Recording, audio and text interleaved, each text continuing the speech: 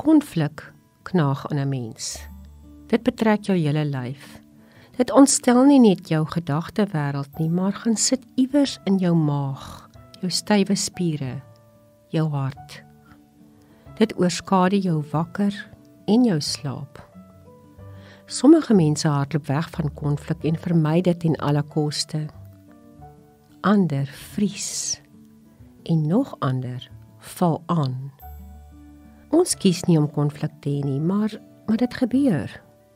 Lees maar die kommentaar op Facebook, Netwerk 24, News24, luister nuus en luister na die gesprekke in die koffiewinkels. Dis daar. Konflik is volop, dis menslik en dis so oud soos die mens self. Die Bybel is vol verhale van mense wat mekaar in die hare gevlieg het.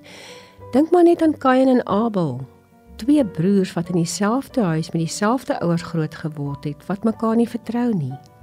Van daar af het families, vriende, volke, die wêreld, die kerk, die konflikpatroon maar net voortgesit. Wat maak 'n mens met konflik?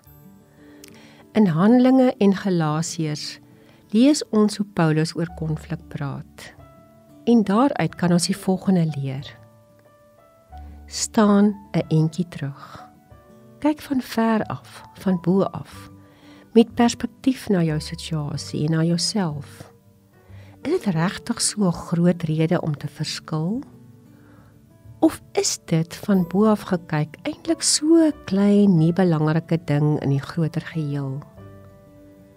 Ja, soms moet 'n mens in die kwaad word net eers wegstap. Diep asemhaal, dink, rustig maak en van bo af kyk.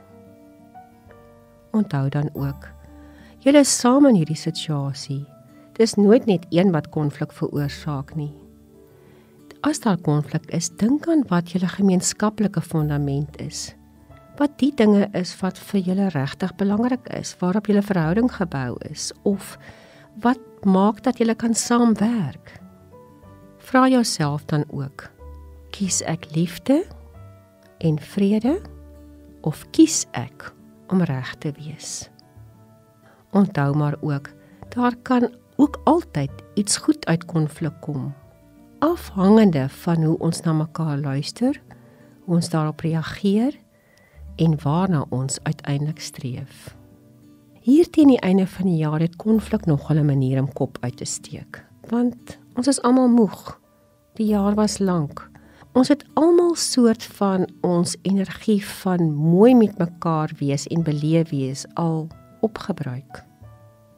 Kom ons word daarom op hierdie oomblik stil en dan bid ons. Vader van vrede, U weet hoe graag ek in vrede wil leef, maar U weet ook hoe belangrik sekere dinge vir my is.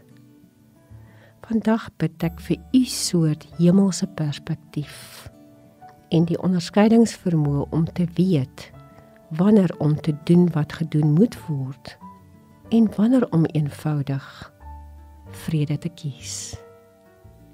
Amen.